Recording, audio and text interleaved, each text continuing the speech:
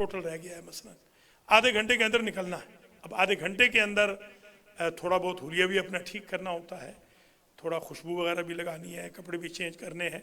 आप यकीन करें उसी आधे घंटे में मैं सो भी लेता हूँ, ज़बरदस्त बेहतरीन अंदाज में इतना अच्छा सो लेता हूँ। 10 minute, 15 minute, 5 minute, 7 minute alarm लगा लेता हूँ, और हमेशा तकरीबन अलार्म के बगैर ही उठता हूँ। मैं वो जो वहाँ पर लड़के लड़कियाँ होते हैं होटल वाले, उनको भी कहता हूँ कि मुझे ज़रा उठा देना आकर, तो वो कहते हैं कि डॉक्टर हमने कॉल किया तो तू तो उठा हुआ था। तो ये हब्सुल लिसान की एक बरकत है कि आप 5 मिनट के लिए भी सो सकते हैं, 7 मिनट सो जाएं, फिर आप शेर की तरह फिर उठ जाएंगे।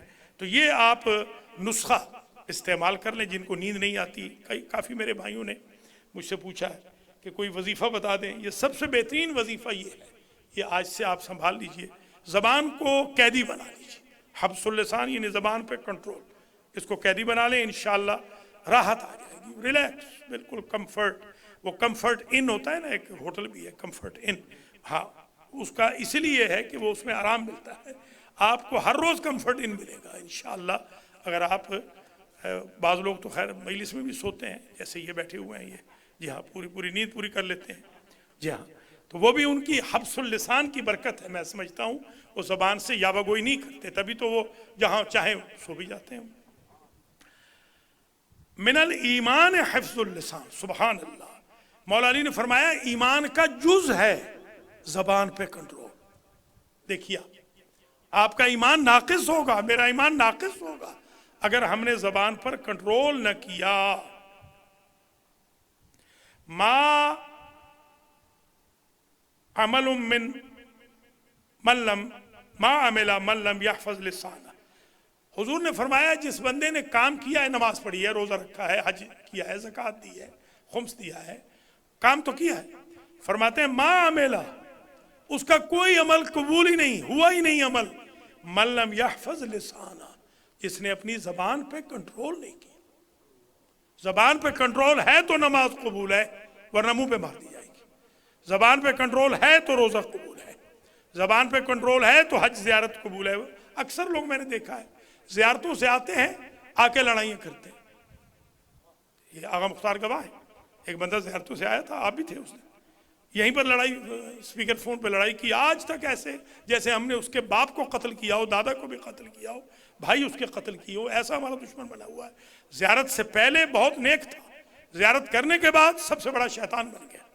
तो देखिए ये अकड़ पैदा हो जाए तो फिर ज़ियारत में आपको कोई फ़ायदा होने वाला नहीं है। ज़ियारत से ठीक है सवाब ज़रूर होगा, सवाब फिर भी होगा, सवाब होगा, मगर अमल कबूल नहीं है, वो रिजेक्टेड है। लिहाजा आज मेरा ये सबक याद कर लें कि जब तक ज़बान पे कंट्रोल नहीं, कोई अमल कबूल नहीं। फरमाते हैं ला शैअ अअवद अलल इंसान मिन हिफ्ज़िल लिसान व बज़लिल एहसान।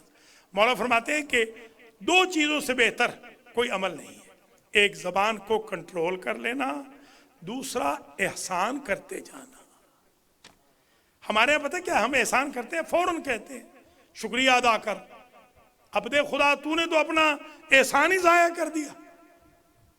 वो जिनके लिए कायनात बनी है वो 15 रोटियों के शुक्रिया को कह रहे हैं कि इन्नमा नुतइमुकुम लिवजहिल्लाहि ला नुरीदु मिनकुम जज़ाअन वला शुकूरा, हमें तो तुमसे न जज़ा चाहिए न शुक्रिया चाहिए।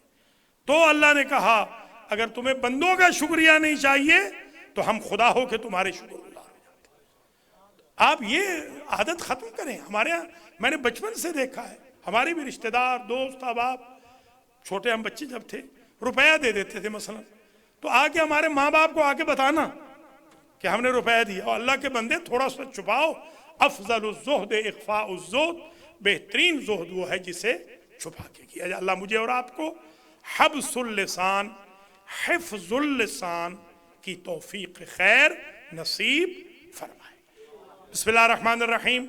इन्ना अअतैनाकल कौसर फसल्लि लिरब्बिका वनहर इन्न शानिअका हुवल अबतर।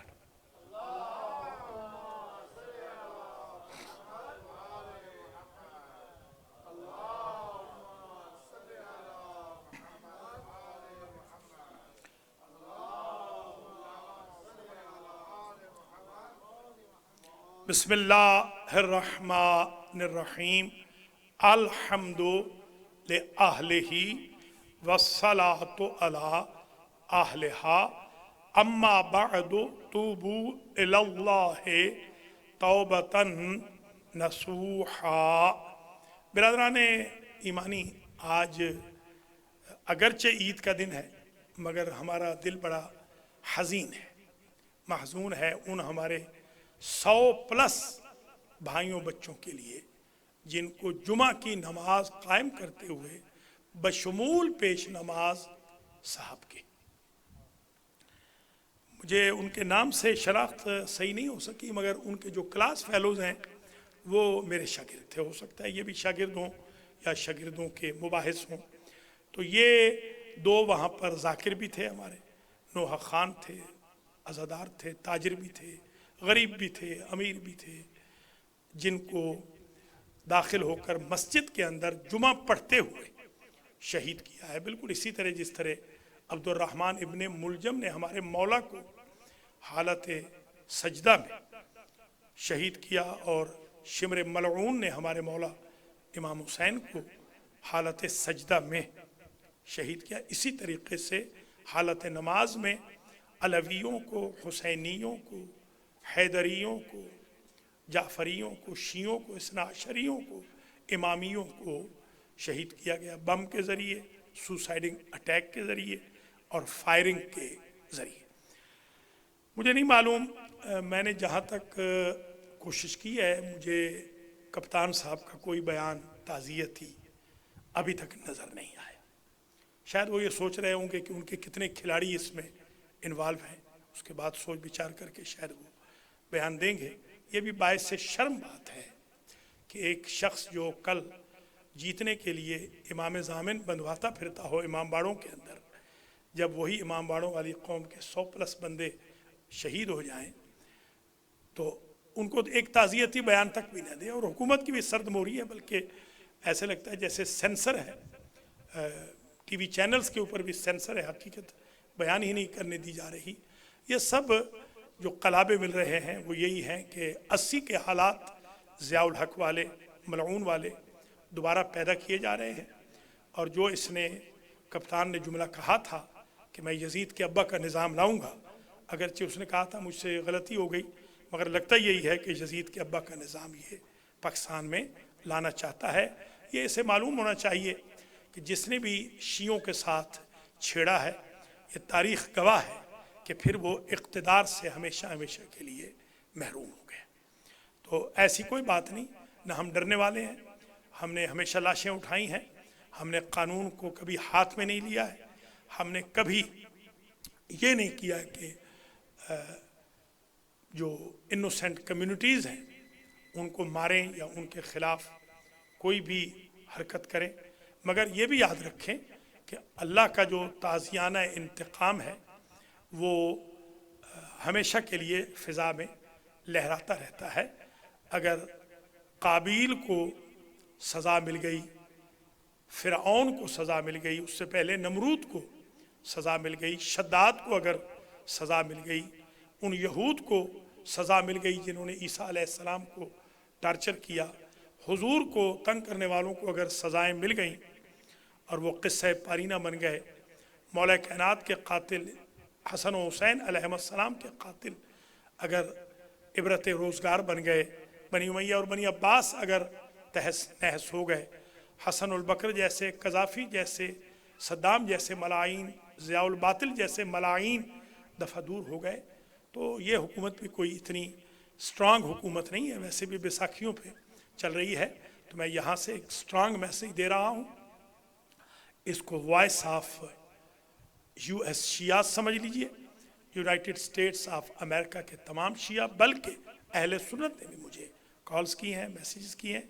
ये मुसलमानों की आवाज़ है कि इस तरीके से तालिबान के साथ अगर आप मुज़ाकरात की पींगे बढ़ाएंगे तो वो रिफ्लेक्ट में यही करेंगे जो वो कर रहे हैं। 2 दिन पहले हमारे 2 हज़ारा भाइयों को शहीद किया गया, दुकान में घुसकर DSP को मारा गया है, उसके साथ 2 और बंदे मारे गए हैं क्वेटा के अंदर। اب یہ بہت جلد پنجاب میں بھی یہ لوگ آئیں گے، پہلے بھی ہم متوجہ کر چکے ہیں حکومت کو، مگر حکومت ظاہر سی بات ہے کہ حکومت کی اپنی ترجیحات ہوتی ہیں، اپنی پرائرٹیز ہوتی ہیں۔ کسی بھی حکومت نے الا شذ و نظر تھوڑا بہت جو انصاف ہمیں مشرف نے دیا تھا، اس کے علاوہ کسی حکومت نے ہمیں کبھی انصاف نہیں دیا۔ شیعوں کے ساتھ ہم کوئی امید بھی نہیں رکھتے ہیں، کوئی توقع بھی نہیں رکھتے ہیں۔ اگر سپاہ صحابہ والے، داعش والے، طالبان والے، تحریک طالبان پاکستان والے، ٹی ٹی پی والے، لشکر جنگوی والے، سپاہ صحابہ والے یہ سمجھ رہے ہیں کہ شیعہ ملک چھوڑ دیں گے، تو جس طرح الحمدللہ شام سے داعش نے ملک چھوڑا ہے، عراق سے داعش نے چھوڑا ہے، جس طرح القاعدہ نے افغانستان سے چھوڑا ہے، آپ کو ملک چھوڑنا ہوگا۔ دہشت گردوں کو امن پسند ملک نہیں چھوڑیں گے۔